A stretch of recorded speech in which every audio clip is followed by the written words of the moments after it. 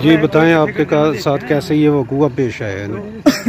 Sir मैं रहमान की तरफ से आ रहा था सेल करके, दो लड़के इधर खड़े हैं, मुझे हाथ दिया लेकिन मैं नहीं रुका, उन्हें दो हवाई फायर कर दिए मेरी साइड पे फायर किया, लेकिन अल्लाह का शुक्र है फायर लगे नहीं। वो पीछे लगा, उनको गाड़ी उनके ऊपर जा रही है लेकिन वो साइड पे हो गया, मैं दो भाग गया हूँ।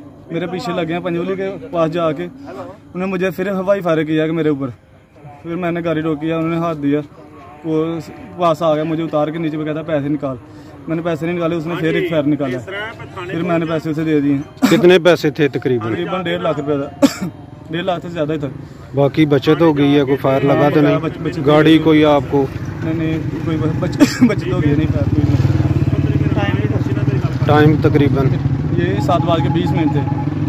अच्छा, मगरब के हाँ फ़ौरन बाद आन के फ़ौरन बाद। ये गाजीपुर वाले रास्ते के पास खड़े थे? ये गाजीपुर मोड़ के नज़दीक ही। चलें ठीक है जी। भाईजान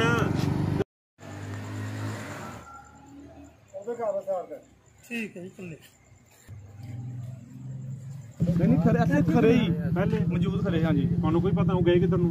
वापसी चला गए, ਉੱਥੇ ਲੁੱਟ ਕੇ ਫਿਰ ਵਾਪਸ ऐसे ना पीछे लगे ने मेरे अच्छा फायर करके ना पीछे लगे ने, लेकिन मैं चला गया पंजोली, उन्हें जाके गेट हवाई फायर किया, उत्थे लोग ना लगे गड्डी ला दी उन्होंने बाहर। साहब मराड़े दा कॉल करो ਉਹਨਾਂ ਨੂੰ ਸਾਰਾ ਪਤਾ ਹੈ। ਹਾਂਜੀ ਹਾਂਜੀ ਠੀਕ ਹੈ, ਸਾਰਾ ਇਹਨਾਂ ਨੂੰ ਪਤਾ ਹੁੰਦਾ ਕਿ ਸੇਲ ਜਿਹੜੀਆਂ ਗੱਡੀਆਂ ਸੇਲ ਕਰਕੇ ਆਉਂਦੀਆਂ ਉਹਨਾਂ ਕੋਲ ਪੈਸੇ ਹੁੰਦੇ ਨਾ ਨਾ ਪਿੱਛੋਂ ਲੱਗੇ ਨੇ, ਉਹਨਾਂ ਨੂੰ ਪਤਾ ਆ ਰਹੀ ਹੈ ਗੱਡੀ, ਉਹ ਪਹਿਲੇ ਆ ਕੇ ਪਹਿਲੇ ਆ ਹਾਂ ਬਿਲਕੁਲ ਉਹਨਾਂ ਪਿੱਛੋਂ ਆ, ਇਹਨਾਂ ਨੂੰ ਵੇਖਿਆ, ਉਹਨਾਂ ਵੇਖ ਕੇ ਪਤਾ ਵੀ ਨਾ ਮੈਨਾਂ ਕਿਤੋਂ ਕੈਸ਼ ਲਿਆ, ਪਿੱਛੇ ਕੈਸ਼ ਲੈਂਦੇ ਪਏ ਨੇ, ਕਿਸੇ ਨਾਲ ਕੈਸ਼ ਲੈਂਦੇ ਨੇ ਦੇਖ ਲਿਆ। ਹਾਂ ਕੋਈ ਨਹੀਂ, ਇਨਸ਼ਾਅੱਲਾ ਤਾਲਾ ਚੌਧਰੀ ਸਾਹਿਬ ਤੁਸੀਂ ਹਿੰਮਤ ਕਰੋਗੇ ਤੇ ਅੱਲਾ 'ਚ ਆਏਗਾ ਹੱਥ।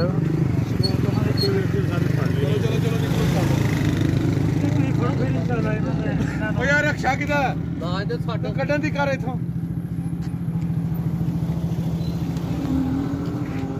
ਜੀ ਅੰਦਰ ਸਭ ਤੋਂ ਬਾਅਦ ਆ ਰਹੇ ਨੇ, ਮਾਰ ਰਹੇ ਨੇ।